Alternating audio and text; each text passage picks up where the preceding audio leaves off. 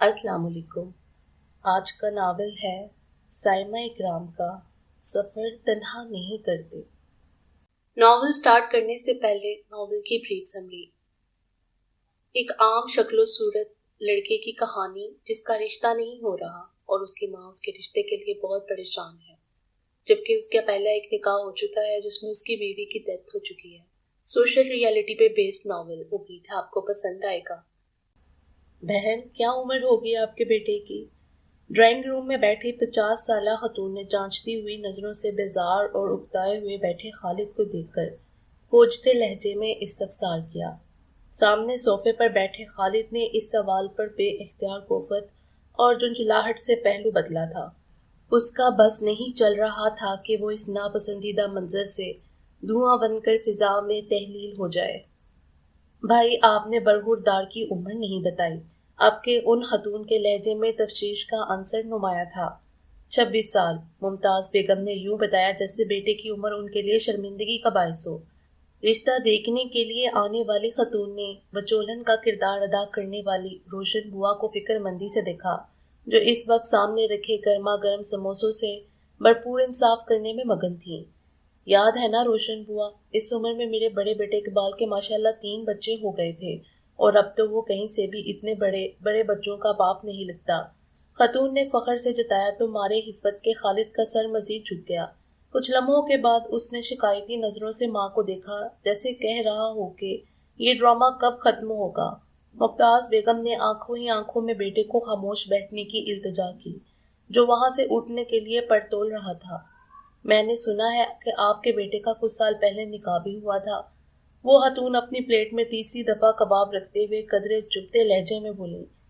ان خاتون کے اس سوال سے کمرے میں پھر گہرا سکوت چھا گیا تھا۔ ماحول میں ایک اندیکھا تناؤ صاف محسوس کیا جا سکتا تھا۔ روشن بوا نے ماحول کی سنگینی محسوس کرتے ہوئے سموسوں کی پلیٹ نہ چاہتے ہوئے بھی سامنے ٹیبل پر رکھی اور تیز آواز میں بولی، آئے ہائے زہرا خاتون، کیا بڑھاپے میں سٹیا گئی ہو؟ میں نے بتایا تو تھا کہ ممتاز بیگم کے بیٹے کا کچھ سال پہلے نکاح ہوا تھا، اور لڑکی اللہ جنت نصیب کرے، پڑھی لکھی، خوبصورت اور سلیقہ مند تھی۔ اللہ جانے کون سا بخار ہوا اور دیکھتے ہی دیکھتے چٹپٹ اللہ کو پیاری ہو گئی۔ اگر وہ بچی زندہ ہوتی تو ممتاز بیگم کو اپنے اتنے سمجھدار اور کماؤ بیٹے کے لیے ادھر ادھر دیکھنے کی ضرورت ہی نہ پڑتی۔ روشن بوا نے قدرے ناراضگی سے کہا، کیونکہ زہرا خاتون کی تفشیش اب انہیں ناگوار گزر رہی تھی۔ اس سے معاملہ بگڑنے کا اندیشہ تھا۔ پھر بھی روشن بوا، میری فضا بطول کی ابھی عمر کیا ہے؟ ابھی 21ویں برس میں لگی ہے، اور پھر ماشاءاللہ پڑھی لکھی، 14 جماعتیں پاس، سلیقہ شعر اور اوپر سے قواری۔ زہرا خاتون کے زام بڑے لہجے نے خالد کو جھلسا کے رکھ دیا تھا۔ اب مزید کچھ سننا اس کی برداشت سے باہر تھا۔ تبھی وہ فوراً اٹھ کھڑا ہوا۔ اس کے اچانک کھڑے ہونے پر ممتاز بیگم اور روشن بوا ایک دم پریشان ہو گئی تھیں۔ امی، میں اسٹور میں جا رہا ہوں، ملازم اکیلا ہے، وہاں اگر کسی چیز کی ضرورت ہو تو مجھے فون کر دیجیے گا، اس نے سنجیدگی سے کہا۔ آئے ہائے بیٹے، یہ کیا ہوا کہ گھوڑے پر سوار؟ ابھی تو میں نے کچھ پوچھا ہی نہیں اور تم جانے کے لیے بھی کھڑے ہو گئے۔ ساری دنیا کاروبار کرتی ہے، اس طرح تو کوئی بھی خواصوں پر سوار نہیں کرتا۔ زہرا خاتون نے چائے کے کپ کے کنارے پر انگلی پھیرتے ہوئے سنجیدگی سے کہا۔ ہلکی سی ناگواری ان کے لہجے سے جھلک رہی تھی۔ انہیں حقیقتاً خالد کا یوں اچانک اٹھنا بالکل بھی نہیں بھایا تھا۔ خالد بیٹا، 5-10 منٹ کے لیے اور بیٹھ جاؤ، اسٹور پر فون کر کے ملازم کو بتا دو، 5-10 منٹ سے کوئی فرق نہیں پڑتا۔ روشن بوا نے بھی فوراً کہا۔ وہ بھی روز روز کے رشتوں کے چکر سے تنگ آ گئی تھی، اور آج حقیقتاً دل سے چاہتی تھی کہ آج یہ معاملہ نپٹ ہی جائے، تاکہ انہیں وہ بھاری بھرکم فیس اور ریشمی سوٹ ملے جس کا خالد کی ماں نے رشتہ فائنل ہونے کے بعد دینے کا وعدہ کیا تھا۔ خالد نے جھنجھلاہٹ سے ماں کی طرف دیکھا، مگر ان کی آنکھوں میں وہی محسوس نرمی اور التجا دیکھ کر سارا غصہ جھاگ کی طرح بیٹھ گیا۔ وہ اپنی ماں کی خواہش سے بخوبی واقف تھا، جو دن رات اس کا گھر بسانے کے خواب دیکھتی تھی۔ وہ جتنے پرجوش انداز میں اٹھا تھا، اب اتنے ہی ٹھنڈے اور مایوس انداز سے ایک دفعہ پھر بیٹھ گیا تھا۔ وہ اس وقت کو کوس رہا تھا جب ماں کی ایک کال پر وہ بھاگتا ہوا گھر پہنچا تھا۔ اگر اسے خبر ہوتی آج پھر اسے برد کھوے کے لیے بلایا جا رہا ہے تو وہ کوئی نہ کوئی بہانہ کر کے ٹال دیتا، لیکن آگے سے ممتاز بیگم بھی اسی کی والدہ تھیں۔ خرابی طبیعت کا فون کروایا اور وہ اڑتا ہوا پہنچا تھا۔ آگے روشن بوا کے ساتھ 2 خواتین کو دیکھ کر وہ ایک لمحے میں بات کی تہہ تک پہنچ گیا تھا۔ اس کی التجائی نظروں کے جواب میں ممتاز بیگم نے فوراً نظریں چرائی تھیں اور یہ بات تو طے تھی کہ وہ دنیا میں صرف اور صرف اپنی ماں کے آگے کچھ نہیں بول سکتا تھا۔ اور وہی ہوا۔ جب ٹھیک آدھے گھنٹے بعد وہ اٹھا تو اس کا موڈ ٹھیک ٹھاک خراب ہو چکا تھا، جبکہ ان خواتین کے تیور بتا رہے تھے کہ وہ حسب ثاقب ایک دفعہ پھر ریجیکٹ کیا جا چکا ہے اور یہی چیز اس کے موڈ کی خرابی کا سبب بنی تھی۔ ناصر جیسے ہی اس کے سٹور میں داخل ہوا ٹھٹک گیا، گہری نظروں سے خالد کا جائزہ لیا جو کہ اپنی طبیعت کے برعکس ایک خاتون گاہک سے اچھا خاصا الجھ گیا تھا۔ کوفت، بیزاری اور جھنجھلاہٹ اس کے چہرے سے صاف عیاں تھی۔ ناصر نے ہمدردانہ نظروں سے اپنے سب سے گہرے دوست کو دیکھا۔ اس کے چہرے کے تاثرات اس کے دلی جذبات کی عکاسی کر رہے تھے۔ گھر میں بیوی سے لڑ کر آئے ہوگے اور غصہ معصوم گاہکوں پر اتار رہے ہیں۔ قیمت کم نہیں کرنی تو نہ کریں، لیکن کم از کم بات تو آرام سے کر لیں۔ کھا جانے کو دوڑ رہے ہیں۔ وہ خاتون ہاسی بلند آواز میں ناگواری سے بڑبڑا رہی تھی۔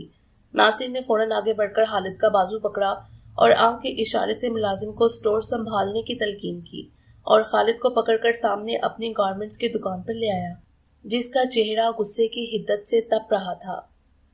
سمجھتی ہیں جیسے خالہ جی کا مال ہے اور ہر چیز مفت میں مل جائے گی۔ ایک تو گورنمنٹ نے مہنگائی سے جینا حرام کر رکھا ہے، اوپر سے خواتین آ کر دماغ خراب کر دیتی ہیں۔ اب ہمیں وہ شیمپو 120 کا پڑا ہے اور محترمہ بزید ہے کہ 20 سے کم کرو۔ خالد نے ٹھنڈی کوک کی بوتل پکڑتے ہوئے اپنا غصہ نکالا۔ دھیرج یار دھیرج، دفع کرو، یہ تو روٹین کی بات ہے۔ تم یہ ٹھنڈی یک بوتل پیو اور اپنا غصہ کم کرو۔ اور لالے، اس سے پہلے تو تمہیں کبھی گاہکوں پر اتنا غصہ نہیں آیا؟ مجھے اندر کی بات بتاؤ کہ یہ بھانبڑ کس بات کا ہے؟ ناصر اسے اپنی دکان کے اندر نسبتاً پرسکون گوشے میں بٹھا کر بہت تحمل اور ہلکے پھلکے لہجے میں بولا تھا۔ وہ دونوں نہ صرف بچپن سے ایک دوسرے کے دوست تھے بلکہ ایک ہی محلے میں رہنے کی وجہ سے گھریلو تعلقات بھی خاصے عمدہ تھے، اور بازار میں مارکیٹ کے اندر دونوں کی دکانیں بھی آمنے سامنے تھیں۔ خالد کا جنرل سٹور جبکہ ناصر کی گارمنٹس کی شاپ تھی۔ بس یار، میں تنگ آ گیا ہوں اس روز روز کے ڈرامے سے۔ لوگوں نے اچھا خاصا تماشا بنایا ہوا ہے، بھیڑ بکریوں کی طرح دیکھنے آ جاتے ہیں، بس منہ کھلوا کر دانت گننے کی کسر رہ جاتی ہے، زندگی عذاب بن کر رہ گئی ہے۔ میں بھر پایا ایسی شادی سے۔ وہ ایک دم پھٹ پڑا تھا۔ آخر ہوا کیا ہے لالے؟ ناصر نے نرمی سے اس کے کندھے پر ہاتھ رکھتے ہوئے اپنا تکیہ کلام دہرایا۔ بات کا کچھ اندازہ تو اسے تھا۔ خدا کی قسم، میں روز کے اس تماشے سے تنگ آ گیا ہوں۔ جب ایک لڑکا ہو کر میرا یہ حال ہے تو پھر ہمارے معاشرے میں یہ ڈرامہ تو ہر گھر میں دہرایا جاتا ہوگا جہاں لڑکیاں ہیں۔ اگر میری ہونے والی بیوی کا انتقال رخصتی سے پہلے ہی ہو گیا تو اس میں بھی میرا قصور ہے؟ میری عمر اگر زیادہ ہو گئی ہے یا پھر میں موٹا اور بدا ہوں اور میرے چہرے پر کچھ داغ ہیں اور ناک موٹی ہے، رنگ کالا ہے، تو کیا میں نے خود کو خود بنایا ہے؟ آخر لوگ ہمیں ان باتوں کی سزا کیوں دیتے ہیں جن کو بنانے میں ہمارا کوئی قصور نہیں ہوتا؟ پچھلے 3 سال سے میں یہ ریجیکٹ ہونے کی اذیت برداشت کر رہا ہوں۔ وہ تلخی سے گویا ہوا۔ ریلیکس یار، ناصر بمشکل مسکرایا اور پھر اس نے دونوں ہاتھ خالد کے کندھوں پر رکھے۔ ان فضول باتوں پر پریشان ہونے کی قطعاً ضرورت نہیں۔ ہم ظاہری حالت پر مرنے والے بے وقوف قوم ہے۔ ان چیزوں کی پرواہ مت کرو، اور ویسے بھی شادی کرنے کی نہیں، ہونے کی چیز ہے۔ اللہ نے کہیں نہ کہیں تو جوڑا بنایا ہوگا، تمہیں پتہ بھی نہیں چلے گا اور سب کچھ ہو جائے گا۔ خالد نے بے حد اکتا کر اپنے واحد اور اکلوتے دوست کو دیکھا۔ میں نے فیصلہ کر لیا ہے، اب میں ہرگز شادی نہیں کروں گا۔ بہت بری بات ہے یار، ایسے نہیں کہتے۔ ناصر نے بے اختیار اسے ٹوکا۔ ہاں تو ویسے بھی کون سا ہو گئی، کون کرے گا مجھ جیسے بدصورت سے شادی؟ وہ تلخی سے مسکرایا۔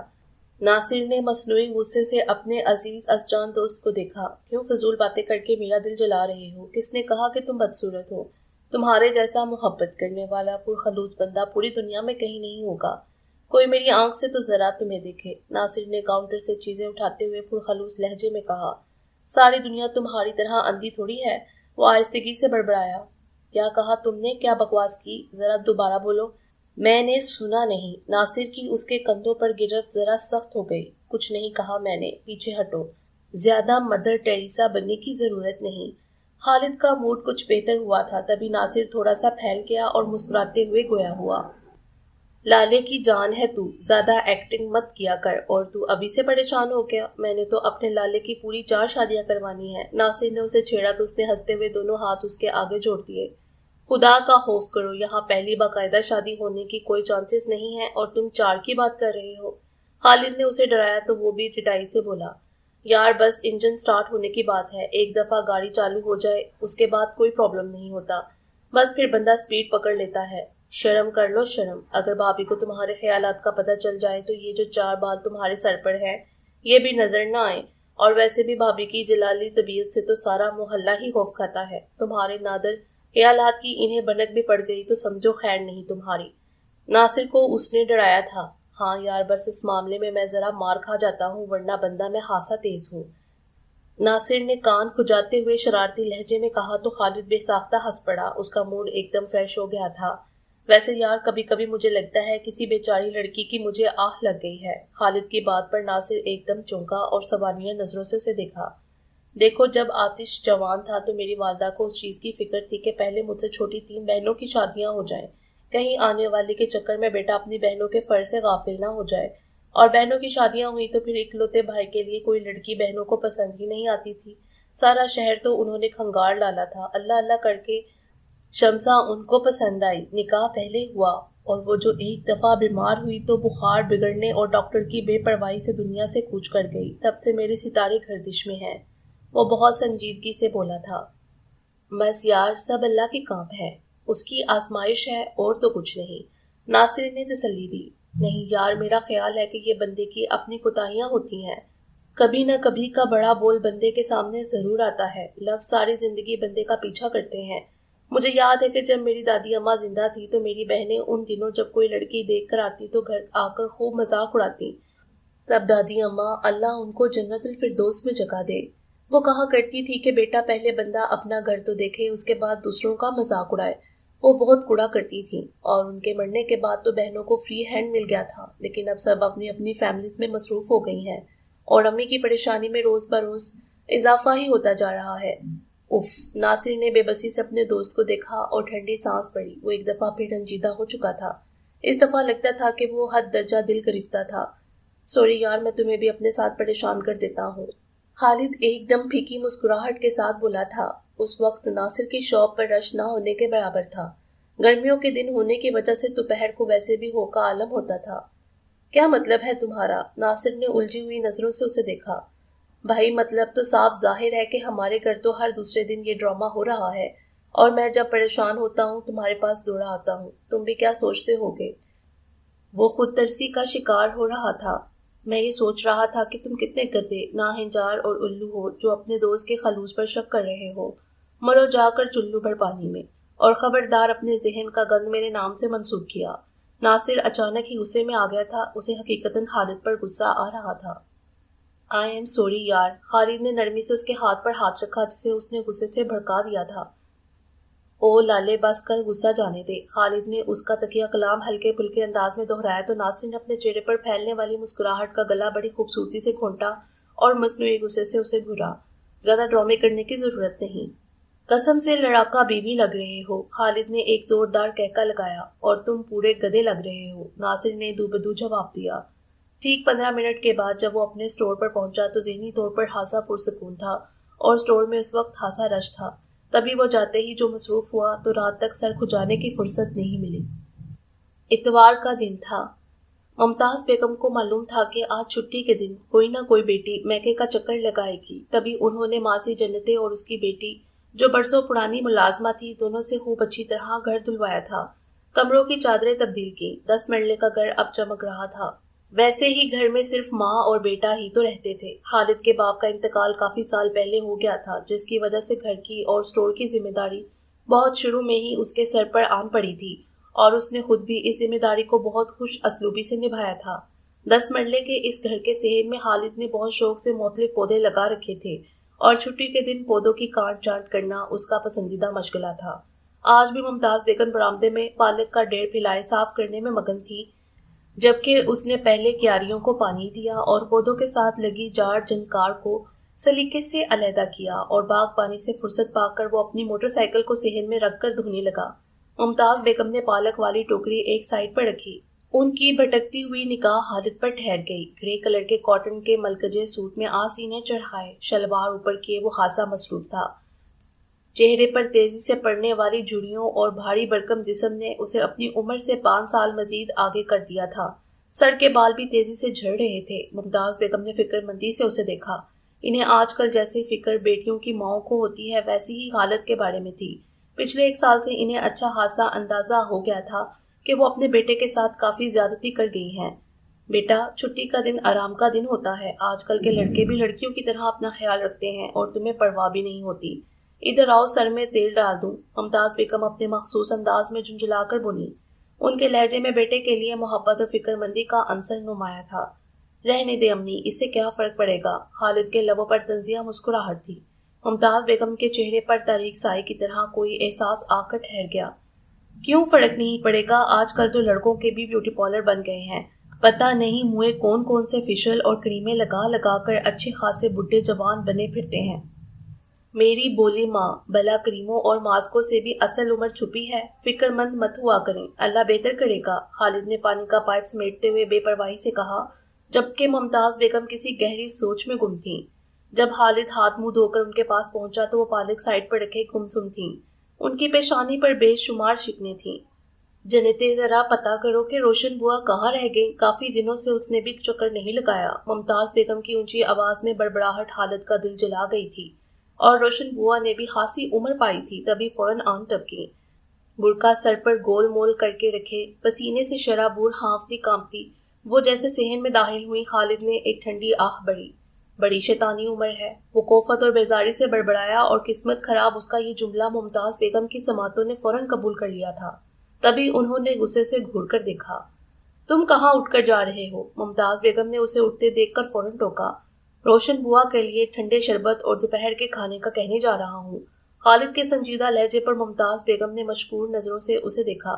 انہیں معلوم تھا کہ وہ روشن بوا سے خاصا چڑھتا تھا اور اب بھی صرف اٹھنے کے لیے بہانہ تلاشا تھا۔ آپا، تم شربت اور روٹی چھوڑو، بس برقعہ اٹھاؤ۔ قسم سے جوہر ٹاؤن میں اپنے خالد کے لیے ایسی لڑکی ڈھونڈی ہے، پوری چاندہ ٹکرائے، دیکھ کر دل خوش ہو جائے گا۔ روشن بوا کے پرجوش لہجے پر ممتاز بیگم کا چہرہ روشن ہوا تھا، جبکہ کچن کی طرف جاتا ہوا خالد تیزی سے پلٹا تھا۔ روشن بوا، خدا کے واسطے میرے لیے چاندے ٹکڑے دی بجائے زمینی محلوب ڈھونڈیں، اور کوئی ضرورت نہیں اب لڑکی دیکھنے کے لیے جانے کی۔ کیا مطلب؟ روشن بوا اور ممتاز بیگم کا منہ کھلا کا کھلا رہ گیا۔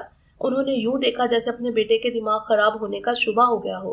وہ اکتاہٹ بڑے لہجے میں بولا، معاف کیجیے گا بوا، پہلے آپ لڑکی والوں کو میری تصویر دکھائیں، اگر انہیں میں کسی حساب کتاب سے ٹھیک لگوں تب گھر بلائیں، اور جب ان کی سمجھ میں رشتہ آ جائے تب لڑکی دیکھنے جائیں، اور میرے لیے کسی ہور پڑی کی تلاش چھوڑ کر میری جیسی قبول صورت لڑکی ڈھونڈیں، اور زیادہ دوسروں کی بیٹیوں میں نقص نکالنے کی ضرورت نہیں۔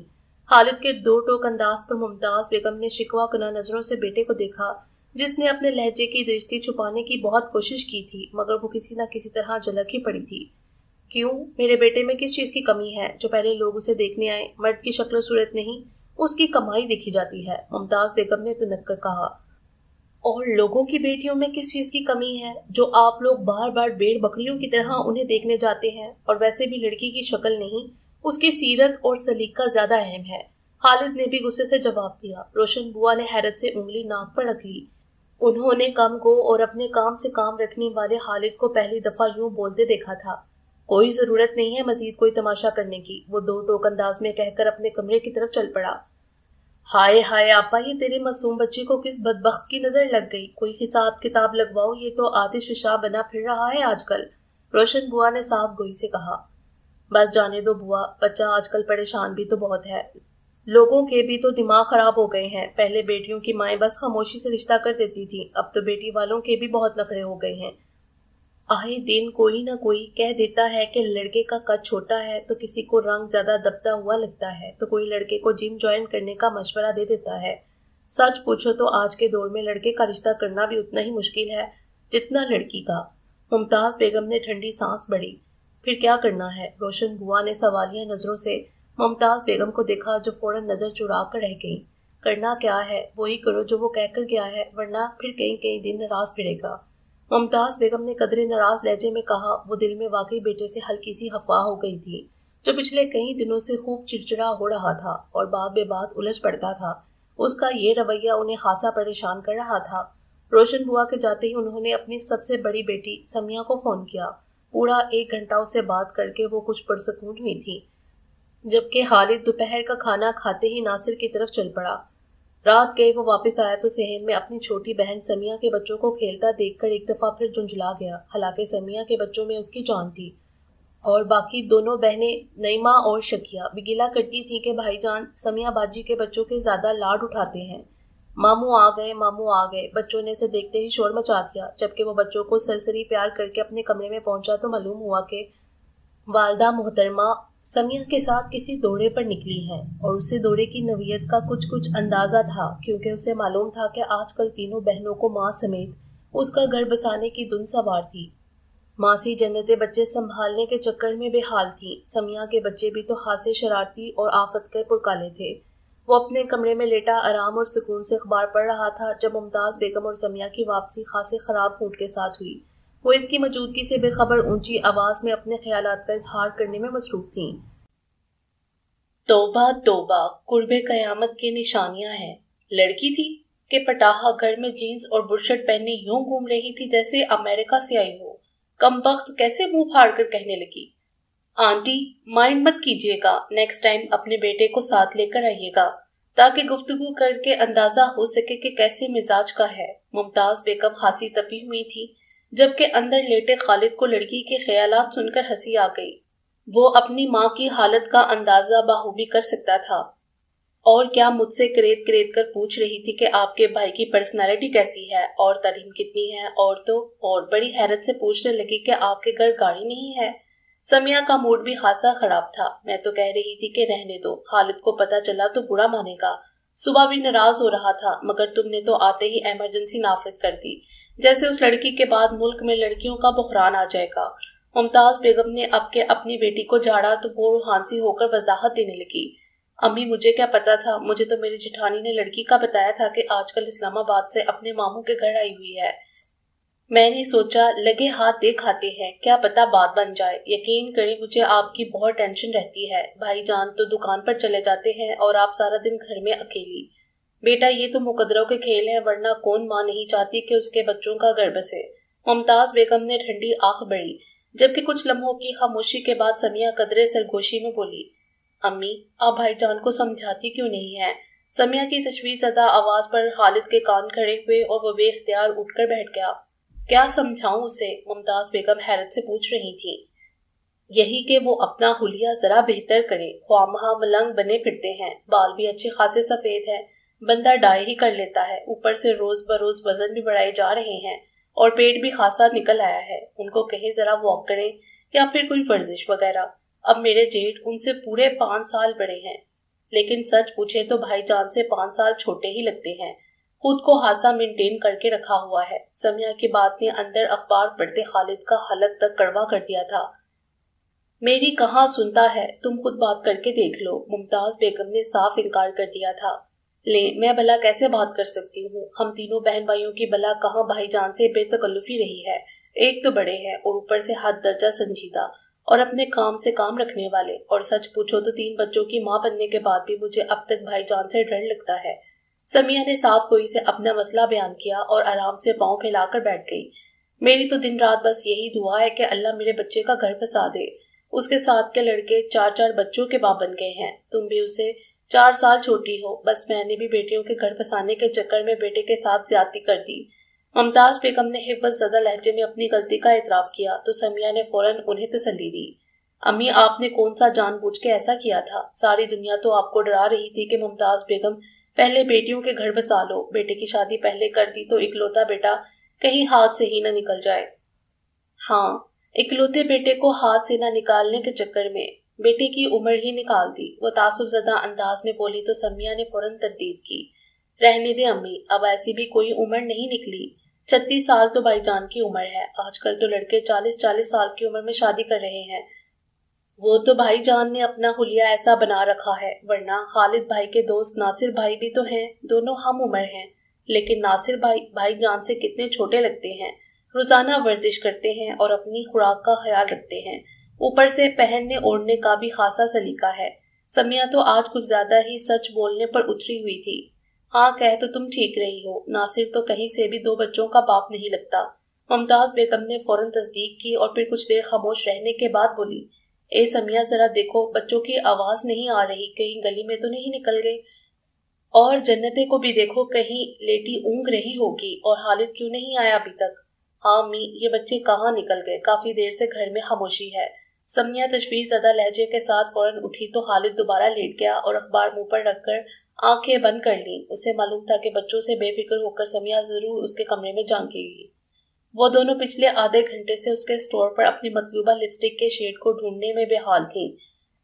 کوئی درجن بھر شیڈ مختلف کمپنیوں کے ان کے سامنے کھلے پڑے تھے۔ اسٹور کے ملازم کے چہرے پر پھیلی بیزاری، کوفت اور جھنجھلاہٹ دیکھ کر خالد خود ان کو ڈیل کرنے آن پہنچا تھا۔ شہر کے وسط میں اس کا اسٹور اس بازار کا سب سے زیادہ چلنے والا اسٹور تھا۔ سارا دن دکان پر لڑکیوں اور خواتین کا جمگٹھا لگا رہتا تھا۔ میرا خیال ہے یہ آپ کا مطلوبہ شیڈ ہے، خالد نے ان کی مشکل آسان کرنی چاہی۔ نہیں انکل، یہ تھوڑا سا مختلف ہے۔ 24-25 سالہ لڑکی کے منہ سے انکل سن کر وہ جی بھر کر بدمزہ ہوا، جبکہ وہ لڑکی اب پھر مکمل محویت سے مختلف شیڈز کو غور سے دیکھ رہی تھی۔ محترمہ، جس طرح کی میچنگ آپ چاہ رہی ہیں اس کے لیے تو مجھے لگتا ہے کہ آرڈر پر ہی یہ شیڈ تیار کروانا پڑے گا، خالد نے جل کر جواب دیا۔ ویسے بھی انکل کا لفظ اس کی سماعتوں کو ابھی تک ناگوار لگ رہا تھا۔ اس کا بس نہیں چل رہا تھا کہ اپنے سامنے کھڑی حسین و جمیل محترمہ کا بازو پکڑ کر اسے شاپ سے باہر نکال دے، جس کی گوری رنگت بلیک کلر کے لون کے سوٹ میں دمک رہی تھی۔ سرخ و سفید چہرے کی چمکیلی اور بے داغ رنگت پر کالی سیاہ بڑی بڑی آنکھیں انتہائی سحر انگیز لگ رہی تھیں۔ آسمہ باجی، میرا خیال ہے کہ یہ شیڈ بالکل ٹھیک اور مناسب ہے، وہ اب انتہائی مطمئن انداز میں اپنے ساتھ کھڑی 30-32 سالہ عام سی شکل و صورت کی حامل خاتون کو کہہ رہی تھی۔ ہاں حوریہ، میچنگ تو یہ زبردست ہوئی ہے، وہ خاتون بہت نرم آواز میں بولی تھی۔ تبھی خالد نے چونک کر اس لڑکی کو دوبارہ دیکھا جو اپنے نام کا پرتو تھی۔ انکل، آپ کے پاس اس کلر میں نیل پالش ہوگی؟ اور جانسنز کا بیبی لوشن بھی دے دیں۔ اس حسینہ کے منہ سے دوبارہ انکل کا لفظ سن کر اس نے کھا جانے والی نظروں سے اسے دیکھا اور خاموشی سے اس کی مطلوبہ چیزیں سامنے رکھ دی۔ بھائی، مجھے سکن پالش کا سامان کسی اچھی کمپنی کا دے دیں۔ ساتھ کھڑی محترمہ کے مہذب انداز نے اس کے دل کا ملال خاصا کم کیا تھا۔ آسمہ باجی، یہ آپ کس کے لیے لے رہی ہیں؟ آپ تو استعمال نہیں کرتی۔ وہ اب بڑی حیرت سے پوچھ رہی تھی۔ بھائی، میری ایک کولیگ نے منگوایا تھا، تمہیں جو چیزیں لینی ہیں لے لو، پہلے ہی دیر ہو رہی ہے، اس کے بعد ٹیلر کے پاس بھی جانا ہے۔ وہ بہت نرم اور اپنائیت بڑے انداز میں مخاطب تھی۔ خالد نے اب غور سے اسے دیکھا، جس کا لب و لہجہ خاصا متاثر کن جبکہ شخصیت بس عام سی تھی۔ وہ عموماً اپنے کام سے کام رکھنے والا بندہ تھا اور اس کا تو کاروبار بھی ایسا تھا کہ ہر وقت خواتین ہی کی آمد جاری رہتی، لیکن وہ کسی کی طرف بھی آنکھ اٹھا کر نہیں دیکھتا تھا۔ لیکن اس لڑکی کے بے داغ حسن نے اسے فوراً اپنی طرف متوجہ کیا تھا۔ ان دونوں کے شاپ سے نکلتے ہی خالد اپنے مخصوص کاؤنٹر پر آ گیا، جبکہ باقی کسٹمرز کو ڈیل کرنے کے لیے اس کے اسٹور میں 3 ملازم تھے جو خاصے ذمہ دار اور محنتی تھے۔ ان کی موجودگی میں وہ اکثر بے فکر رہتا، لیکن جب کبھی زیادہ رش ہوتا تو وہ خود بھی کسٹمرز کو ڈیل کرنے آ جاتا تھا۔ لالے، بڑی شاندار چیز تھی جو ابھی تمہارے اسٹور سے نکلی ہے۔ ناصر اپنی شاپ سے ابھی اس کے پاس پہنچا تھا اور اس کی دھیمی سرگوشی پر خالد نے مصنوعی غصے سے اسے دیکھا۔ کچھ حیا کر لے، خالد نے اسے غیرت دلائی۔ لو، میں کیوں حیا کروں؟ وہ برا مان گیا۔ جب لڑکیوں کو خود حیا نہیں آتی، اب اتنے فٹنگ والے لون کے سوٹ کے ساتھ شفون کا دوپٹہ لے کر اتنی آتی فشاں حسن کے ساتھ بازاروں میں گھومنا کہاں کی شرافت ہے؟ پھر کہتے ہیں کہ مرد خراب ہوتے ہیں۔ جب مفت میں ایسے نظارے ملیں گے تو کون ظالم لطف اندوز نہیں ہوگا؟ اب اس کے ساتھ والی محترمہ بھی تو بڑے سلیقے سے چادر اوڑھے خود کو مکمل طور پر ڈھانپے ہوئے تھی۔ اب قسم لے لو جو میں نے اس کی طرف آنکھ اٹھا کر بھی دیکھا ہو۔ لالے، لڑکی اپنی عزت خود کرواتی ہے، ناصر نے پوری تقریر جاڑ دی تھی۔ بات تو تم ٹھیک کر رہے ہو، لیکن ہر بندہ اپنے افعال کا ذمہ دار خود ہوتا ہے، اور کردار صرف لڑکی کا نہیں لڑکے کا بھی ہوتا ہے، اس لیے آپ خود بھی اپنی اداؤں پر ذرا غور کریں۔ خالد نے ہنستے ہوئے اس پر چوٹ کی تو وہ دل ملا کر بولا، اور خود تو اس پر آنکھیں ٹکائے بیٹھا تھا، میں تو اسے ڈیل کر رہا تھا، آخر کو وہ میری کسٹمر تھی۔ خالد نے ہنستے ہوئے صفائی تھی۔ ہاں جناب، تبھی اپنا کیش کاؤنٹر چھوڑ کر اڑے ہوئے پہنچے، اس سے پہلے تو سمبن بکمن کی تصویر بن کر بیٹھے تھے، اور صبح سے میں نے تمہیں کسی گاہک کو ڈیل کرتے نہیں دیکھا۔ ان محترمہ میں کیا خاص بات تھی؟ ناصر کے طنزیہ لہجے پر خالد نے ہنستے ہوئے اس کے کندھے پر مکہ مارا۔ بہت کمینے ہو تم، اپنی دکانداری چھوڑ کر میرے اوپر نظریں ٹکائے میری نگرانی کرنے میں مصروف رہتے ہو۔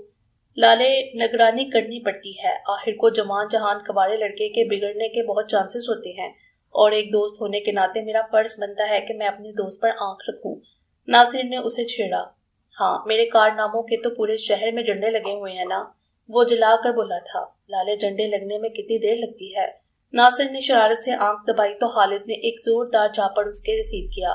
اپنی طرح کا سمجھ رکھا ہے مجھے، پہلے محلے میں سب کی ناک کے نیچے عشق لڑایا اور پھر ایک زمانے سے پنگا لے کر شادی کی، اور ابھی بھی ادھر ادھر جھانکا جھانکی سے باز نہیں آتے۔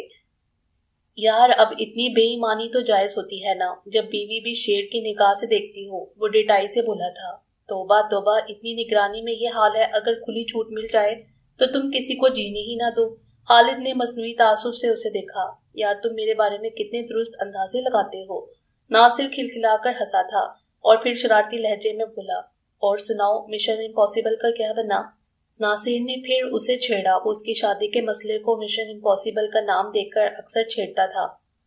پیوستہ راہ شجر سے امیدیں بہار رکھ، خالد نے گہرا سانس لیا اور شوخی سے جواب دیا۔ آج تو ویسے بھی اس کا موڈ خاصا خوشگوار تھا۔ ایکسکیوز بھی بھائی، نسوانی آواز پر وہ دونوں چونکے، اپنی باتوں میں مگن وہ ادھر ادھر کے ماحول سے بالکل بے نیاز تھے۔ وہی دونوں خواتین ایک دفعہ پھر خالد کے سٹور پر تھیں۔ ابھی آپ کے سٹور سے ہم نے کچھ شاپنگ کی تھی اور ہمارا بل 830 روپے بنا تھا۔ آپ نے ہمیں 170 روپے واپس کرنے تھے، لیکن آپ نے شاید غلطی سے 270 روپے واپس کر دیے۔ یہ ہم واپس کرنے آئے تھے۔ وہ دونوں ہی زبردست انداز سے چونکے۔ تھینک یو، مجھے دھیان نہیں رہا۔ خالد ایک دم سے متاثر ہو گیا۔ اسے ہرگز ان خواتین سے اتنی ایمانداری کی توقع نہیں تھی، جبکہ ناصر بھی توصیفی انداز میں اس خوبصورت حسینہ پر نظریں جمائے کھڑا تھا جس کی کشش میں وہ تھوڑی دیر پہلے اپنی شاپ چھوڑ کر آیا تھا۔ میں نے تو باجی سے کہا تھا کہ چھوڑے جا کر مزے سے آئس کریم کھاتے ہیں، مگر ان پر ایمانداری کا بھوت سوار تھا۔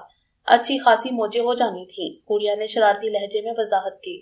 بھائی ایسی کیا بات ہے، آج کے دور میں جتنی ایمانداری کا مظاہرہ آپ نے کیا ہے، ہم آپ کو ڈبل آئس کریم کھلا دیتے ہیں، ذرا تشریف رکھیں۔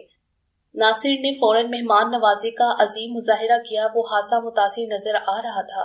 جی نہیں شکریہ، یہ ہمارا فرض تھا اور کم از کم میرا ضمیر اس بات کی اجازت نہیں دیتا۔ اگر یہ رقم 5 روپے بھی ہوتی تو میں تب بھی آپ کو واپس کرنے آتی۔ بہرحال غلطی انسان سے ہو جاتی ہے، بس بندہ ذرا محتاط رہا کرے، کبھی کبھی چھوٹے نقصان مل کر بڑا نقصان بن جاتے ہیں۔ وہ بڑی ضمانت کے ساتھ مسکرائی تھی۔ مناسب سا قد، فربی مائل جسم، عام سے نین نرکوش اور گندمی رنگت، جبکہ اس کی بہن اس کے برعکس تھی۔ باجی جلدی کرے، ابھی ہم نے پالر بھی جانا ہے، وہ دلکش حسینہ بیزاری سے بولی تھی۔ اس کی تیکھی ناک میں سلور لونگ کا لشکارہ دور ہی سے نظر آتا تھا۔ ہاں چلو۔ بلیک چادر اوڑے اس خاتون نے فوراً شاپر اٹھائے اور خالد اور ناصر کو سر کے اشارے سے سلام کر کے فوراً دکان سے نکل پڑی۔ حیرت ہے یار، آج کل کے دور میں ایسے بیوقوف لوگ موجود ہیں۔ ناصر نے بلا جھجک اپنے خیالات کا اظہار کیا تھا۔ انہی لوگوں کی وجہ سے تو دنیا قائم ہے۔ خالد نے کھلے دل سے سراہا اور اپنی دکان پر آنے والے کسٹمر کی طرف متوجہ ہو گیا، لیکن وہ خوبصورت اور دلکش چہرہ زیادہ دیر تک اس کے ذہن میں نہیں رہ سکا۔ اس دن وہ گھر آیا تو سمیہ کے ساتھ شفیہ بھی اپنے بیٹے کے ہمراہ موجود تھی۔ گھر کے صحن کو رگڑ رگڑ کر دھویا گیا تھا، جس کی وجہ سے سفید ٹائل ہاتھ سے چمک رہے تھے۔ آج تو برآمدے میں موجود امی کے تخت پر بھی بالکل نیا تخت پوش بچھا ہوا تھا۔ وہ دوپہر کا کھانا کھانے گھر آیا تھا۔ کچن مختلف قسم کی خوشبوؤں کی اماج کا بنا ہوا تھا۔ خالد نے کچن میں جھانکا جہاں اس کے دوسرے نمبر والی بہن خاصی مصروف تھی۔ کیا کوئی آ رہا ہے کھانے پر؟ اس نے پتیلے کا ڈھکن اٹھا کر چکن قورمہ دیکھا، جبکہ دوسرے پتیلے میں گرما گرم بریانی موجود تھی۔ جی بھائی جان، کچھ مہمان آ رہے ہیں، شفیہ نے سنجیدگی سے جواب دیا۔ اچھا، کوئی خاص ہی لگتے ہیں، اس نے کباب کا ٹکڑا منہ میں ڈالتے ہوئے سرسری انداز میں کہا۔ جی ہاں، نعیمہ کے سسرال والے آ رہے ہیں، شفیہ نے کباب تلتے ہوئے اطلاع فراہم کی۔ وہ تو اکثر ہی آتے رہتے ہیں، اس میں اتنا اہتمام کرنے کی کیا ضرورت تھی؟ خالد نے منہ بنایا۔ ویسے بھی نعیمہ کی تیز ترار ساس اور الٹے سیدھے فیشن کرنے والی فضول سی نندیں اسے سخت ناپسند تھیں، اور وہ نعیمہ کے سسرال جانے سے حت المکان گریز کرتا تھا۔ آج تو وہ لوگ خاص طور پر آ رہے ہیں۔ شفیہ نے ڈرتے ڈرتے ہمت کر ہی لی۔ کیوں؟ وہ زبردست طریقے سے چونکا اور غور سے اپنے سامنے کھڑی بہن کو دیکھا، جو زبردست کشمکش کا شکار لگ رہی تھی۔ چہرے پر تذبذب اور الجھن کا نمایاں رنگ تھا۔ خالد کے ذہن میں خطرے کی گھنٹی بجی۔ آخر وہ لوگ کس خوشی میں آ رہے ہیں؟ اس نے باقی ماندہ کباب دوبارہ پلیٹ میں رکھتے ہوئے ذرا قدرے سخت لہجے میں پوچھا، جس پر شفیہ خاصی گھبرا گئی۔ آپ امی اور سمیہ باجی سے پوچھ لیں، وہ تیز تیز بولی تھی جیسے بلا اپنے سر سے اتار کر پھینکنا چاہتی ہوں۔ کیوں؟ تمہیں کیا مسئلہ ہے جو تم نہیں بتا رہی؟ اب کہ اس کے لہجے میں خفگی اور ناراضگی کا رنگ نمایاں تھا۔ شفیہ نے بوکھلاہٹ میں چولہا بند کیا، حالانکہ ابھی آدھے کباب تلنے والے تھے، اور اپنے دوپٹے سے منہ صاف کرتے ہوئے سرسری سے لہجے میں بولی، اصل میں نعیمہ نے اپنی بڑی نند کے رشتے کی بات کی ہے آپ کے لیے۔ بلی تھیلے سے باہر آ گئی تھی۔ کیا؟ خالد کے چہرے کا رنگ تیزی سے بدلا۔ اس کا دماغ ٹھیک ہے؟ وہ غصے سے چیخا۔ اس کی تیز آواز سن کر امی اور سمیہ دونوں فوراً کچن میں پہنچی، جہاں خالد کی توپوں کا رخ اب ان دونوں کی طرف ہو گیا۔ یہ بےہودہ فضول اور واہیات خیال کس کے ذہن کی پیداوار ہے؟ وہ اب کڑے تیوروں سے ماں کی طرف متوجہ ہوا۔ کون سا اور کیا ہوا ہے؟ امی نے پریشانی سے پوچھا۔ وہ اندر کچن میں ہونے والے واقعے سے بے خبر تھی، جس نے ان کے اکلوتے بیٹے کا موڈ سخت خراب کر رکھا تھا۔ نعیمہ کے سارے جہاں کی مشہور و معروف چھچوڑی اور بے خدا وہ کونسلر نند ہی کیا میرے لیے رہ گئی تھی، جس کے ناکام عشق کے قصے محلے کے بچے بچے کو ازبر ہیں۔ اسے سخت غصہ آ رہا تھا۔ امی نے گھبرا کر اپنی دونوں بیٹیوں کی طرف دیکھا جو خود ہراساں نظروں سے بھائی کو دیکھ رہی تھی۔ اس سے اتنے شدید غصے سے انہیں کم از کم توقع نہیں تھی۔ بھاڑ میں جائے میری شادی کا قصہ، نہیں ہوتی نہ ہو، مجھے قطعاً پرواہ نہیں، لیکن اس فضول اور واہیات عورت کے ساتھ میری شادی کا کسی نے سوچا بھی تو سارے گھر کی اینٹ سے اینٹ بجا دوں گا۔ فوراً فون کر کے نعیمہ کو منع کرے، اس مقصد کے لیے ہمارے گھر آنے کی ضرورت نہیں، ٹانگیں توڑ کے رکھ دوں گا، تماشا بنا کے رکھ دیا ہے میرا۔ وہ لیڈی کونسلر ہی رہ گئی ہے میرے لیے، جو مجھ سے بھی 1 آدھ سال بڑی ہی ہوگی، اور جس کا رشتہ نہ ہونے کا سبب اس کی فضول شہرت اور حرکتیں ہیں۔ وہ بہت کم غصے میں آتا تھا، اور جب آ جاتا تو اسے کنٹرول کرنا مشکل ہو جاتا تھا۔ آئے ہائے، تم کیوں ناحق اپنا خون جلا رہے ہو؟ تم نے کون سا ہاں کر دی؟ نعیمہ نے کہا تو ہم نے کہا چلو دیکھ لیتے ہیں۔ یتیم بچیاں ہیں۔ امی نے اسے ٹھنڈا کرنے کی ناکام کوشش کی، لیکن وہ پھر بھڑک اٹھا۔ تو یتیم اور بن باپ کی بیچاریاں یوں بے بہار نہیں ہوا کرتی۔ دنیا کا کون سا فضول فیشن ہے جو وہ نہیں کرتی؟ اور کچھ سال پہلے محترمہ نے الیکشن لڑنے کا اعلان کر کے تھوڑی ہاک سارے خاندان کے سر میں ڈلوائی تھی۔ اب بھی ان ساری بہنوں کا محبوب مشغلہ بازاروں میں پھرنا، ہوٹلوں پارکوں میں سیر کرنا اور سارے جہاں کو اپنے پیچھے لگانا ہے۔ اور ایسی لڑکیوں سے دوستی کرنے کے لیے تو ہر کوئی تیار ہوتا ہے، لیکن ان کو گھر کوئی نہیں لے کر جاتا۔ میں تو اپنی بہن کا سسرال ہونے کے ناطے لحاظ کر جاتا ہوں، ورنہ ان سب کا دماغ ٹھیک کر دوں۔ وہ سینہ ٹھوکتے ہوئے پرعزم لہجے میں بولا تھا۔ ہائے ہائے، میری تو ماتھی ماری گئی تھی۔ ممتاز بیگم پریشانی پر ہاتھ دھرتے ہوئے اپنی عقل کا ماتم کرنے لگی۔ اس طرف تو میرا بالکل بھی دھیان نہیں گیا۔ نعیمہ نے مجھے ایسے خواب دکھائے کہ میری عقل پر پردہ پڑ گیا، اور سچ پوچھو تو بیٹا میں اس لالچ میں پڑ گئی تھی کہ جلد از جلد میرے بیٹے کا گھر بس جائے۔ اچھا اب غصہ جانے دو، کھانا کھاؤ، میں خود طریقے سے منع کر دوں گی۔ ممتاز بیگم کی محبت بڑے لہجے پر اس کا غصہ کچھ کم ہوا۔ اس نے شکایتی نظروں سے ماں اور بہنوں کو دیکھا۔ اس طرح کے گھر بسانے سے میں یوں ہی اچھا، مجھے اپنی زندگی کو جہنم نہیں بنانا، اور مجھے بھوک نہیں ہے، کھانا انہی لوگوں کو کھلائے۔ اگلے ہی لمحے وہ موٹر سائیکل کو سٹارٹ کر کے باہر گلی میں نکل چکا تھا۔ ممتاز بیگم نے گلہ امیز نظروں سے بیٹیوں کو دیکھا، جن کے بے تحاشا اصرار پر وہ بمشکل راضی ہوئی تھی۔ سمیہ نے فوراً روحانسی ہو کر وضاحت دی۔ امی، ہمارا کوئی غلط مقصد تھوڑی تھا، ہم نے سوچا کہ باہر تو کوئی بات نہیں بن رہی، چلو خاندان کے اندر ہی دیکھ لیتے ہیں۔ مجھے کیا پتا تھا کہ بھائی جان ایسے مائنڈ کر جائیں گے۔ بیٹا، اپنے بھائی کی عادت کا تمہیں پتا تھا، میری تو خود مت ماری گئی، اب بھوکا واپس دکان پر چلا گیا ہے، میں اتنے سارے لوگوں کو کھلا کر کیا کروں جب میرا اپنا بیٹا بھوکا پیاسا چلا گیا۔ سچ پوچھو تو دل کر رہا ہے سب کھانا مسجد میں بھجوا دوں۔ ممتاز بیگم تو ضرورت سے زیادہ دل گرفتار تھی، کچھ اکلوتے بیٹے میں ان کی جان تھی۔ وہی ہوا۔ وہ سب کچھ بھلائے تخت پر لیٹی اب رنجیدہ سی بڑبڑا رہی تھی، جبکہ دونوں بہنیں ایک دوسرے کو دیکھ کر رہ گئیں۔ انہیں پتہ چل گیا تھا کہ اب ممتاز بیگم کئی گھنٹے تک لیٹی بس کڑتی رہیں گی۔ اگلے 4 دن تک سکون رہا۔ ممتاز بیگم حد المکان کوشش کر رہی تھی کہ کوئی ایسی بات نہ ہو جائے جس سے ان کے لاڈلے کا دوبارہ موڈ خراب ہو جائے۔ نعیمہ کے سسرال والوں کو تو انہوں نے بڑے سلیقے سے منع کر دیا تھا، حالانکہ نعیمہ نے اس چیز کا سسرال والوں سے زیادہ برا منایا تھا۔ 2 دن بعد آنے والی روشن بوا کو بھی انہوں نے وقتی طور پر منع کر دیا تھا کہ 2-4 دن تک کوئی رشتے کی بات نہ کرے، کیونکہ خالد کا موڈ سخت خراب تھا، اور روشن بوا تو خود اس کے غصے سے بہت گھبراتی تھی، کیونکہ وہ غصے میں کسی قابل لحاظ کرنے کا قائل نہیں تھا۔ حالانکہ روشن بوا کا تعلق ان کے محلے سے تھا اور خالد ان کے ہاتھوں میں پلا بڑا تھا، اس حوالے سے ہاسی بے تکلفی تھی، اور خالد خود بھی روشن بوا کا خاصا خیال رکھتا تھا اور وقتاً فوقتاً بیوہ عورتوں کی مدد کرنا اپنا اخلاقی فرض سمجھتا تھا۔ لیکن آج کل اس کی طبیعت میں خاصا چڑچڑا پن آ گیا تھا، جس سے روشن بوا کے ساتھ ساتھ اس کی ماں بہنیں بھی سخت گھبرا رہی تھیں۔ اس دن ممتاز بیگم نے اسے زبردستی اپنے پاس قدموں میں بٹھایا اور خود تیل کی شیشی اٹھا کر اس کے بالوں میں تیل ڈالنے لگی۔ توبہ توبہ، کتنے روکھے اور خراب بال ہیں، خود سارا دن کریمیں، پاؤڈر، شیمپو اور پتہ نہیں کیا کیا علم گلم خریدتے اور بیچتے ہو، لیکن اپنے اوپر لگانے کی کبھی توفیق نہیں ہوئی۔ کیا فائدہ ایسے کاروبار کا جس کا انسان کو خود کوئی نفع نہ پہنچے؟ محبت بڑے لہجے میں ان کی نرم انگلیوں کا مساج خالد کو بہت سکون پہنچا رہا تھا، تبھی وہ خاموش بیٹھا رہا۔ جب تک دادی زندہ رہیں وہ زبردستی ہر تیسرے دن سر کی مالش کر دیتی تھی۔ ان کے مرنے کے بعد مجال ہے جو کبھی خود سے فرمائش کی ہو۔ دادی مری تھی، ماں تو زندہ تھی نا۔ ممتاز بیگم کو اچانک یاد آیا کہ وہ اپنی دادی کا خاصا لاڈلا تھا اور ان کی بات بغیر کوئی چون چڑا کیے مان جاتا تھا۔ بس امی دل ہی نہیں کرتا، اس نے سستی سے جمائی لی۔ دماغ کو سکون پہنچا تو نیند نے حملہ کر دیا۔ بیٹا کل رضیہ بیوی آئی تھی، کافی دیر تک تمہارا انتظار کرتی رہی، لیکن تم پتہ نہیں کہاں مصروف تھے، تنگ آ کر پھر چلی گئی۔ کون رضیہ بیوی؟ خالد کی آنکھیں پٹ کر کے کھل گئی، نیند ایک لمحے میں غائب ہو گئی تھی۔ اچھا، آپ مجھے موبائل پر کال کر لیتی، وہ بےتابی سے بولا۔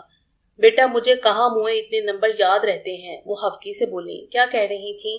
چچا غفور تو ٹھیک تھے نا؟ پچھلے دنوں ان کا دمے کا مرض کچھ زیادہ ہی بڑھ گیا تھا، اس نے فکر مندی سے پوچھا۔ رضیہ بی بی اور چچا غفور کے ساتھ اس کی جذباتی وابستگی شمسا کے حوالے سے کافی تھی۔ حالانکہ شمسا سے اس کی کبھی زیادہ بات چیت نہیں ہوئی تھی، لیکن اس کے والدین ہونے کے حوالے سے خالد ان کا بہت احترام کرتا تھا اور ان کو بھی خالد سے خصوصی لگاؤ تھا۔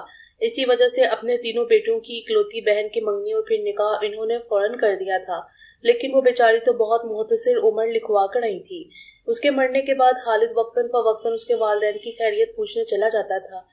اب کی بار اسے پورا مہینہ ہو گیا تھا۔ بس بیٹا، جوان بیٹی کی موت کے دکھ نے دونوں میاں بیوی کو وقت سے پہلے بوڑھا کر دیا ہے۔ رضیہ تو جب بھی آتی ہے تمہارے کمرے کو دیکھ کر روتی ہے اور میرا خود بہت دل خراب ہوتا ہے۔ اتنی بھرپور جوان بچی بس نظر ہی کھا گئی کسی بدخواہ کی۔ ممتاز بیگم کا لہجہ دکھ میں ڈوبا ہوا تھا، مزاج کرتے ہاتھ کی تیزی میں ایک دم کمی آ گئی تھی۔ خالد کا دل بھی دکھ اور غم سے بھر گیا تھا۔ شمسا اسے عزیز بھی تو بہت تھی، نازک اور پیاری سی شمسا کو ہر کوئی آنکھ بھر کے دیکھنے سے بھی ڈرتا تھا۔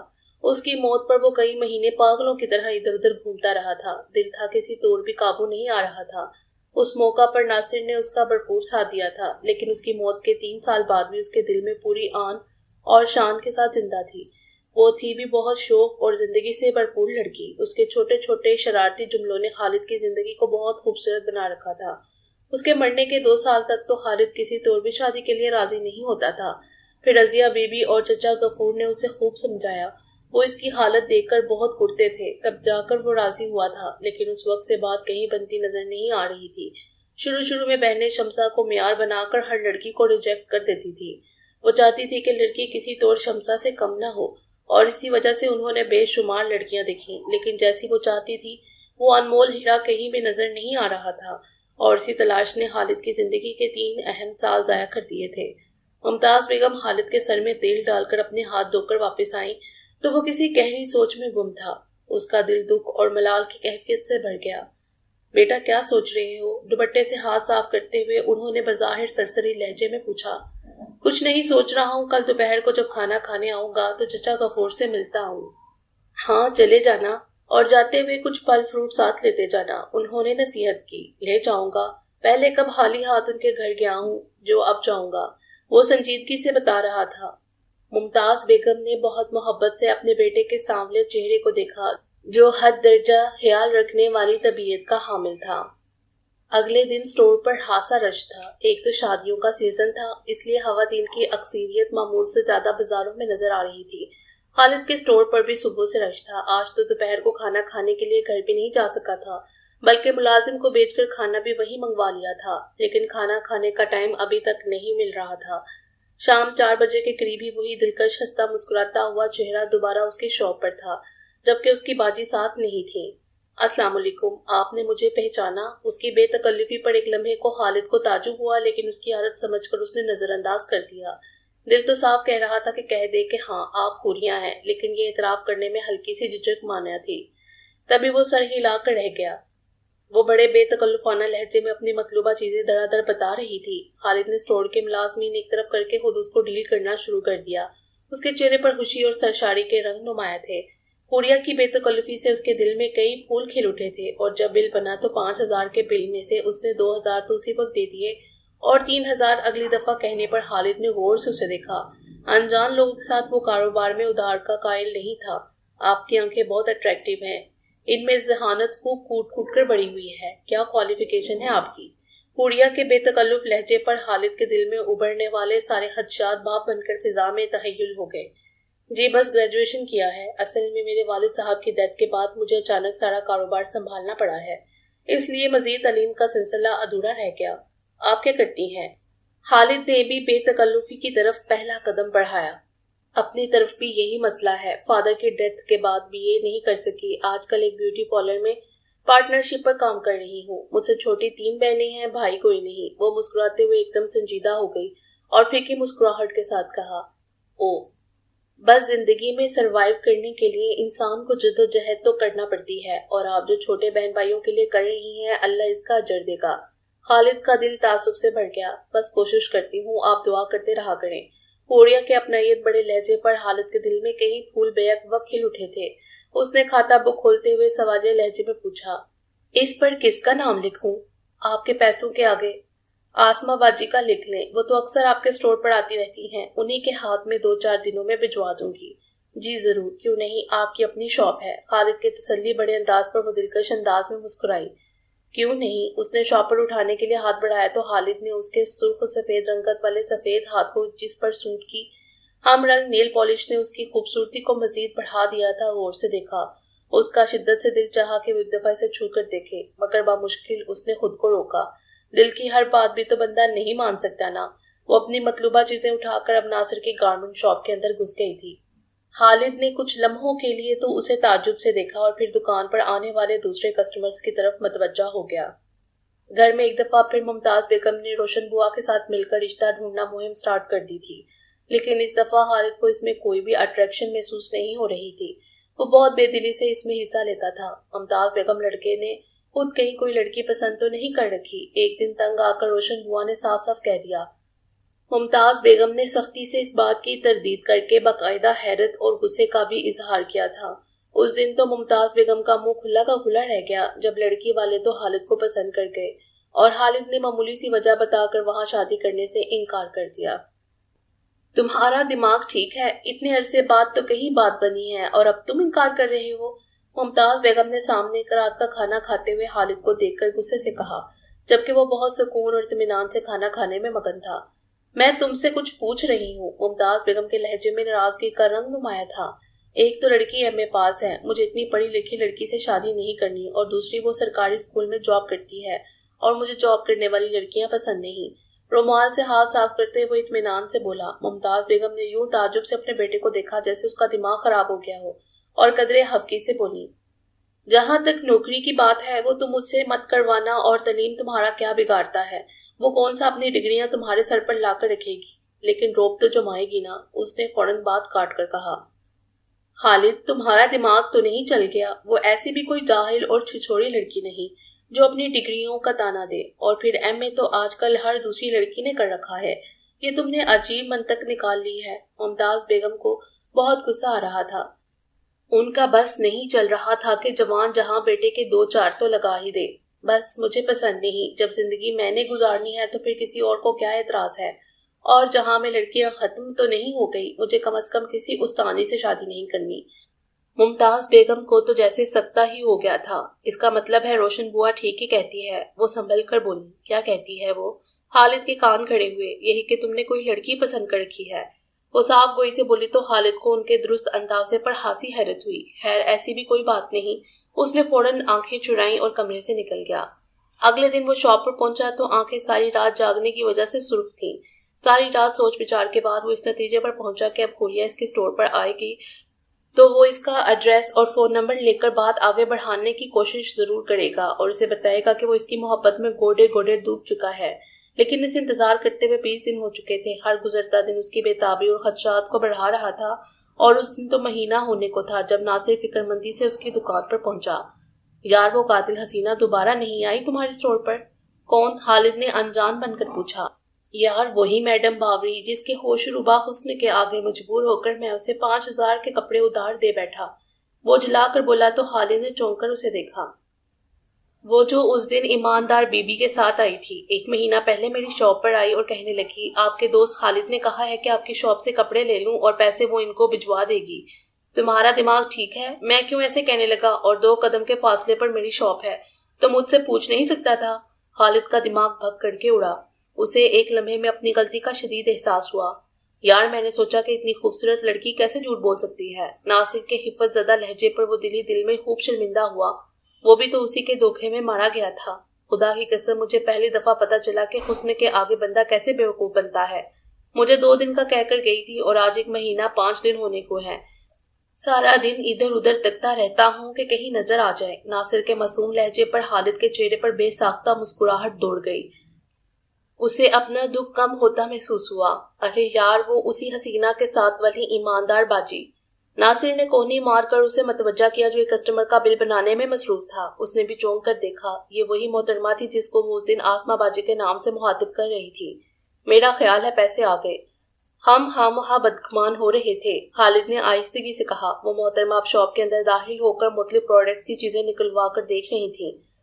10 منٹ کے بعد وہ کاؤنٹر پر بل دینے کے لیے آئی تو اس کے چہرے پر حد درجہ سنجیدگی اور لا تعلقی تھی۔ اس نے ان دونوں کو قدم مخاطب نہیں کیا تھا، اور جب وہ شاپر اٹھا کر چلنے لگی تو خالد کے منہ سے فوراً نکلا، ایکسکیوز می میڈم، وہ مس خوریا نے کچھ چیزیں لی تھیں، اس کی پیمنٹ آپ کے ہاتھ بھجوانے کو کہا تھا۔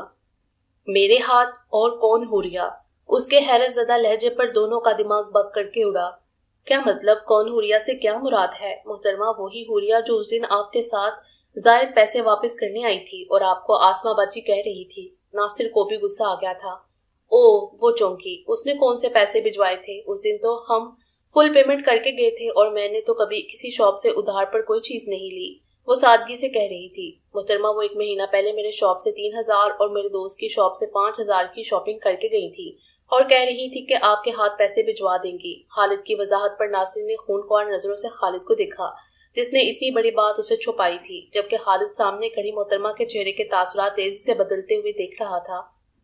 او مائی گاڈ، آپ لوگ اتنی بڑی مارکیٹ میں بیٹھ کر بزنس کیسے کر رہے ہیں؟ وہ تعجب انگیز لہجے میں بولی۔ حیرت ہے آپ نے بغیر کسی جان پہچان کے اسے کیسے ادھار میں اتنی چیزیں دے دیں؟ وہ سخت صدمے سے کہہ رہی تھی۔ محترمہ ہم تو آپ کی ایمانداری سے متاثر ہو گئے تھے، خالد نے فوراً کہا، لیکن وہ پیسے تو میں خود واپس کرنے آئی تھی، اور خوریا نے تو آپ کے سامنے بھی کہا تھا کہ وہ مجھے کہہ رہی تھی کہ ہم ان پیسوں کی آئس کریم کھا لیتے ہیں۔ وہ طنزیہ لہجے میں بولے تو دونوں ایک دم شرمندہ ہو گئے اور انہیں فوراً یاد آ گیا تھا، اور کسی بھی بندے کی شخصیت کا اندازہ اس کی چھوٹی چھوٹی باتوں سے بخوبی ہو جاتا ہے۔ اور مجھے تو آپ لوگوں پر سخت حیرت ہو رہی ہے محترمہ، کاروباری دنیا میں ایک دوسرے پر اعتبار کرنا پڑتا ہے ورنہ کاروبار کیسے چلے؟ ناصر کو بھی غصہ آ گیا تھا، لیکن اعتبار بھی بندہ دیکھ بھال کے کرتا ہے، اور آپ جس محترمہ کی آپ بات کر رہے ہیں میں خود اسے نہیں جانتی۔ اس نے 2-3 ماہ میرے بیوٹی پارلر پر کام ضرور کیا ہے، لیکن وہ کسی وومن ہاسٹل میں رہ رہی تھی اور اس کا عدالت میں پسند کی شادی کا کیس چل رہا تھا۔ اس کے والدین نے اس کے شوہر پر اغوا کا پرچہ کٹوایا ہوا تھا۔ اس کی روم میٹ میرے جاننے والوں میں سے تھی اور اس کے کہنے پر میں نے اسے رکھا تھا، لیکن 20 دن پہلے وہ بغیر بتائے پارلر بھی چھوڑ گئی اور ہاسٹل بھی خالی کر دیا۔ اس کے بھائی اس کو قتل کرنے کے درپڑ ہو گئے تھے، کچھ اس کی حرکتیں بھی ویسی تھیں۔ 36 لوگوں سے اس نے ادھار لے رکھا تھا۔ ہر تیسرے دن میرے پارلر پر کوئی نہ کوئی قرض لینے آ رہا ہوتا ہے۔ مجھے بتائیں میں کیا کروں؟ وہ بڑی سادگی سے پوچھ رہی تھی، جبکہ ساری داستان سن کر ناصر اور خالد کا منہ تو کھلا کا کھلا رہ گیا۔ کیا مطلب؟ وہ محترمہ تو کہہ رہی تھی کہ ان کے فادر کی ڈیتھ ہو گئی ہے اور وہ اپنی 3 چھوٹی بہنوں کی معاشی ضروریات پوری کرنے کے لیے پارلر چلا رہی ہے، خالد نے حیرانگی سے کہا۔ اس کے تو ماشاءاللہ والدین بھی زندہ ہیں اور خیر سے 4 عدد بھائی بھی ہیں، البتہ ایک بہن کا سنا تھا جو کہ شادی شدہ تھی۔ ہاں میرے فادر کی ڈیتھ 5 سال پہلے ہو گئی تھی اور میری 3 چھوٹی بہنیں ضرور ہیں، وہ صاف گوئی سے کہتے ہوئے اپنے بیگ سے ایک وزٹنگ کارڈ نکال کر ان کے آگے بڑھاتے ہوئے بولی، یہ میرے پارلر کا کارڈ ہے، آپ کسی کو بھی بیچ کر پتہ کروا سکتے ہیں کہ وہاں حوریا نام کی کوئی لڑکی نہیں، جو تھی وہ چھوڑ کر جا چکی ہے۔ اوہ مائی گاڈ، لوگ ایسے بھی دھوکہ دے سکتے ہیں؟ ناصر کے منہ سے فوراً نکلا۔ دنیا میں ہر کام اور ہر چیز ممکن ہے، اس میں اتنی حیرانی کی کیا بات ہے؟ وہ بہت حیرانی سے ان دونوں کو دیکھ رہی تھی۔ آپ کے میاں کیا کرتے ہیں؟ ناصر کے سوال پر خالد اور وہ دونوں حیران رہ گئے۔ میری شادی نہیں ہوئی، وہ حبت زدہ لہجے میں کہہ کر اپنا سامان کاؤنٹر سے اٹھانے لگی۔ ناصر نے مسکراتے ہوئے خالد کو دیکھا جو اس کی مسکراہٹ سے اب اس کے سوال کا پس منظر جان گیا تھا۔ چلے اللہ بہتر کرے گا، یہ تو قسمتوں کا کھیل ہے۔ ناصر کے معتبر لہجے پر خالد کے لیے اپنی ہنسی کو روکنا محال تھا، جبکہ وہ صرف سر ہلا کر رہ گئی۔ اس نے اپنے سامنے کھڑی عام سی شکل و صورت کی لڑکی کو دیکھا جس کا کردار بہت خاص تھا۔ چادر سے اپنے وجود کو سلیقے سے ڈھانپے بہت سمجھداری سے بات کرتی لڑکی اب اسے ہرگز عام نہیں لگ رہی تھی۔ وہ اپنا شاپر اٹھا کر باہر نکلی تو جاتے جاتے اس نے پیچھے مڑ کر دیکھا۔ خالد کی گہری نظروں سے گھبرا کر اس نے فوراً چادر کا کونا آگے کیا۔ اس کی گھبراہٹ بھی خالد کو مزہ دے رہی تھی۔ ویسے رشتہ ماڑا نہیں، پڑا تو ہمیں 8,000 میں ہے، لیکن محترمہ کی عادات اور شخصیت کے آگے 8,000 تو کچھ بھی نہیں، اور ویسے بھی 3 بہنوں کی شادیاں کر کے تو خاصا تجربہ کار ہو چکا ہے۔ مزید 3 کی کر دے گا تو مفت کا ثواب ملے گا، اور بیوی بھی ساری زندگی احسان مند رہے گی۔ اس کے دکان سے نکلتے ہی ناصر ہنستے ہوئے بولا۔ خالد نے مسکراتے ہوئے وزٹنگ کارڈ اپنی جیب میں ڈالا۔ ایک سلجھی ہوئی شرٹ کے سفر کے مقابلے میں یہ سودا اسے مہنگا نہیں لگ رہا تھا۔ اسے ہر طرف خوشیوں کے رنگ بکھرتے ہوئے محسوس ہو رہے تھے، کیونکہ اس نے جاتے ہوئے اسما کی آنکھوں میں پسندگی کے رنگ دیکھ لیے تھے۔ ختم شد۔ امید ہے آپ کو یہ ناول پسند آیا ہوگا۔ ہمارے چینل کو سبسکرائب کریں اور بیل آئیکن کو پریس کر دیں ہمارے چینل کی لیٹسٹ اپڈیٹس حاصل کرنے کے لیے۔ شکریہ۔